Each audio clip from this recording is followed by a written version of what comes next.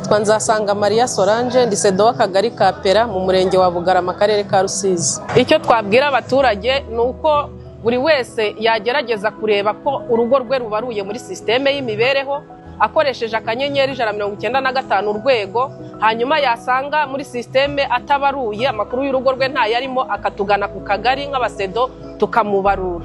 Hanyuma hari n'abadafite telefone, hari n'abaturage badafite telefone rwose, ariko turabakangurira kutugana ku tugari akaza tukamurebera ko abaruye kugira ngo yicare azi neza ko urugo rwe rubaruye muri systeme y'imibereho, kuko systeme y'imibereho niyo systeme umuturage imufasha kwishyura mitiwere ndetse n'izindi gahunda zose umuturage wese abagomba kuba baruye kugira ngo nyine ibikorwa byose by'igihugu azakenera azaba afite ahantu abaruye kandi bireberwa. Gahunda yo gufasha abaturage kwibaruza muri systeme y'imibereho cyangwa gukosozamwe amakuru tuyikora buri munsi mbere ya saa sita.